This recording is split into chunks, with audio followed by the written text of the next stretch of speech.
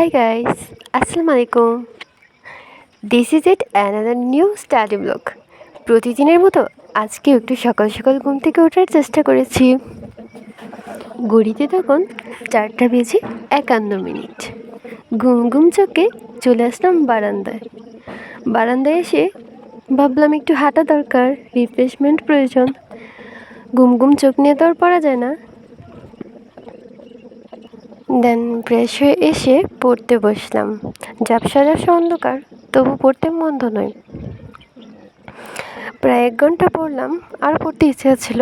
আমার হয় মাঝে মধ্যে এরকম হয় যে এখন সময় নেই, কিন্তু এখন এই পড়াটা এত ভালো লাগতেছে বলার মতো না। কার কার এমন হয় আমাকে জানাবেন কিন্তু। তো কোচিংয়ে ক্লাস নিয়ে এসে খুব টায়ার্ড ছিলাম, খেয়ে আর পড়তে ইচ্ছে হলো না।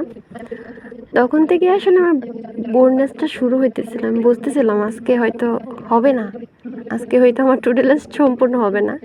তারপর ট্রাই করতেছিলাম, মাথাটা কীরকম ভারী ভারী ছিল। ভাবলাম একটু রেস্ট নেই, তাহলে পড়তে পারবো। দেন 40 মিনিট পড়ার পর দুপুরে যে ব্রেকটা নেওয়ার পর প্রায় 2:30টার দিকে এসে বসেছি। আজকে সারাদিনে অনেক কম পড়া হয়েছে, প্রায় বিকালে প্রায় 2-2.5 ঘন্টা এরকম পড়ছি। প্রতিদিন তো সমান যায় না, আজকে একটু বেশি টায়ার্ড ছিলাম। তার সাথে এত গরম যাচ্ছে 2-3 দিন, প্রচুর গরম। আর গরম মানেই মাথা ব্যথা। আমার কেন জানি যখন বেশি গরম থাকে, যখন বেশি ঠান্ডা থাকে, মাথা ব্যথাটা মাস্ট। এই গরমে আর কিছু থাকবে না থাক, আমার মাথা ব্যথা থাকবে। এডিটেলি এমন মাথা ব্যথা হয় যে আমার বসতে ভালো লাগে না, পড়তে ভালো লাগে না, ঘুমও আসে না। ওরকম হয়েছিল আজকে দুপুরে ঠিক এরকম। লোডশেডিং ছিল, তারপর মাথা ব্যথা। এই কারণে বোরনেসের জন্য আজকে সারাদিন তেমন একটা পড়া হয় নাই। তারপরও বিকালবেলা যখন টু ডু লিস্ট মিলে দেখলাম যে সব টপিকস কমপ্লিট হয় নাই, তারপর আমি মাত্র 4 ঘন্টা পড়ছি। সারাদিনে আমি ট্রাই করি 6 ঘন্টা 7 ঘন্টা পড়ার, কিন্তু অত 4 ঘন্টা করতে পারছি। তারপর আলহামদুলিল্লাহ।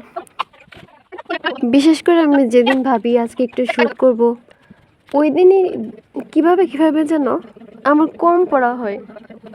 ওই দিনই কোনো না কোনো একটা সমস্যা হয়ে যায় যে আমি সারাদিন পড়াটা শ্যুট করতে পারি না। তার উপর মানে ওই দিন কীভাবে যেন পড়াই হয় না, অনেক কম পড়া হয়। ঠিক ওই রকম একটা দিন। তবু আমি চেষ্টা করেছি, ইনশাআল্লাহ রাতে বাকিটা কভার দিতে পারবো, যদি শরীর ভালো থাকে। আমার আজকের এই স্টাডি সেশনটা আপনাদের কেমন লাগলো অবশ্যই জানাবেন। আপনাদের দোয়া এবং ভালোবাসার সাথে আজকের মিনি ব্লগটা এখানেই শেষ করলাম। আর অবশ্যই আমাকে লাইক, কমেন্ট এবং সাবস্ক্রাইব করে পাশে থাকবেন। আর এই গরমে সবার বেশি বেশি পানি এবং শরবত খাওয়ার অ্যাডভাইস রইল। আল্লাহ হাফেজ।